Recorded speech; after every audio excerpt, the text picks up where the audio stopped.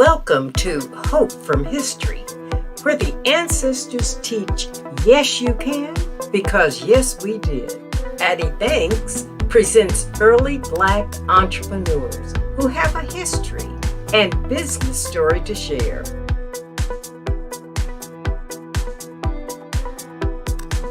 The life and most unusual times of William Thomas Jones, president of Tyson & Jones Buggy Company in Carthage, North Carolina. We begin his story at the end. It is 1910 and the citizens of Carthage grieve his passing. The Carthage Blade newspaper describes Jones as, quote, a citizen regarding in all respects as probably the peer of any, living or dead, in usefulness, in accomplished purpose, and withal in the example and model which he has left the present and future generations, end quote. Colonel Jones was known and acknowledged around the country, was brother-in-law to U.S. Marshal Claudius Dockery. He was survived by his wife, Florence Dockery, daughter of Colonel Oliver H. Dockery, and would receive the colonel's pension. William T. Jones was clearly a respected and honored member of the Carthage community, respected throughout the state and country. He socialized with the white elite of Moore County during the 1880s. He entertained them when he hosted his annual holiday party, and they attended. He married twice, Sophia Isabella McLean and Florence Dockery, both white women, and Dockery was a daughter of a prominent Apex, North Carolina family. Jones was a religious man and member of the Methodist Church, where he taught Sunday school classes. In addition to being a mover and shaker in town, Jones was a wealthy businessman and Confederate Army colonel. This is his story. Jones was a mulatto, born in Elizabethton in Bladen County, North Carolina, on April 8, 1833. His father, Ambrose Jones, was plantation owner. His mother, Elizabeth, was a slave. His father was married to a white woman, and they had several children. As was sometimes true, white fathers freed and educated slave children. This was the case with William. Not much is known about his early years, but as a young man, Jones was found working his trade in Fayetteville, North Carolina. He was a carriage painter who invented the solution used for waterproofing. While working there, he caught the attention of Thomas Tyson and Alexander Kelly, buggy factory owners in Carthage, North Carolina.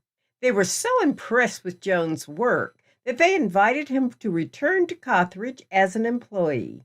This was 1857.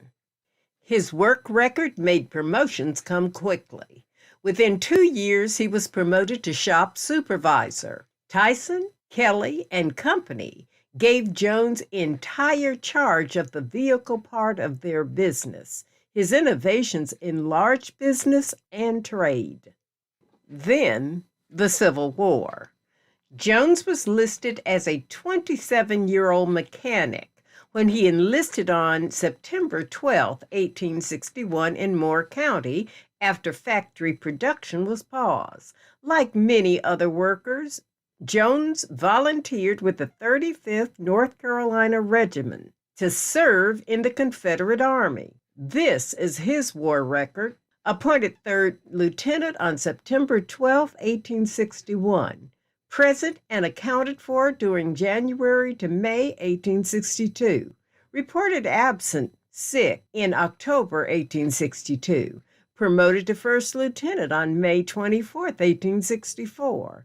Captured near Petersburg, Virginia, June 17, 1864. Transferred back to Hilton Head on an unspecified date. Transferred to Fort Delaware, where he arrived on March 12, 1865, released on June 16, 1865, after taking the oath of allegiance. Jones was an immortal 600, meaning a white Confederate officer who could not be exchanged.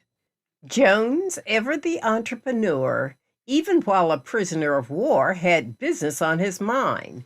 While walking from camp to camp with the Union Army, he began picking up potato peelings and he saved breadcrumbs to make homemade moonshine. He sold his moonshine to the prison guards and local townspeople and was paid in Union currency. At the conclusion of the Civil War, Colonel Jones came back to North Carolina with an estimated $3,000 in his pocket. The town only held worthless Confederate money. Colonel Abraham Fullerton of the 63rd Tennessee Infantry was also one of the immortal 600. He wrote, "The prisoners occupied their time in a variety of ways, many of them at cards. Debating societies were organized, moot courts institution, for there were many lawyers among us. The invective genius of the prisoners was developed to a high degree. One man constructed a still and actually made whiskey without being detected. The product of his still was not a superior quality, but was always in demand at high figures." He wrote about Jones. Sherman had marched through Carthage and left much devastation. The people were hungry and jobless. There was no money to reopen the carriage factory. The only man in town with real money was William T. Jones. Was he the solution? Yes. Jones bankrolled reopening the buggy company with his moonshine money, and he took a leadership position there. But Jones also rolled up his sleeves and went to work. On the first Monday of each month, he and a team saddled up the horses and mules and started the week-long buggy transport trek to Bennettsville, South Carolina, for their big sales day. Buggies were hitched together and pulled by beasts. Soon, Carthage buggies were known far and wide. In their advertising, we read, "We feel confident that with the close attention we give the business, together with the materials used, the skilled workmen employed by manufacturing, first-class work. No house in the country can excel us in style, finish, durability, and low prices." In 1873, Tyson and Jones bought out Kelly and renamed the company Tyson and Jones Buggy Company. Jones held the position of company president. In 1876, they produced 400 buggies. They incorporated in 1889. With the expansion of the railroads in the 1880s, they took advantage of better transport to expand business. At its maximum production, Tyson and Jones constructed 3,000 carriages a year. Jones was a business progressive. He visited northern factories to learn about mass production machinery and methods. He bought a steam engine and boiler, circular saws, drills, and other machines. The wooden factory building was replaced by a massive multi-level brick structures. Tyson and Jones employed more than 100 workers to run production lines. The assembly lines moved from upper floors down to lower levels towards a finished carriage. They made at least 7 different models of horse-drawn buggies. In their advertising and catalogs, there are pictures of white men assembling wheels on the line, but Jones' photograph never appeared in them. Jones was known nationwide as a pioneer of manufacturing techniques and business savvy. In 1895, the company exhibited their products in Atlanta, Georgia, at the Cotton States Exposition.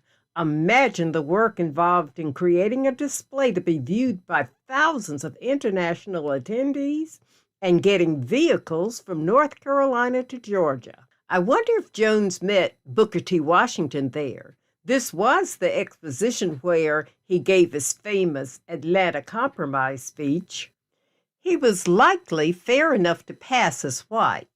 It was written in the Blade newspaper, As evidence of the high position Mr. Jones attained in the world of carriage builders, that this group represented the brainiest and most successful businessmen in America, Jones was elected a number of times vice president of the Carriage Builders National Association.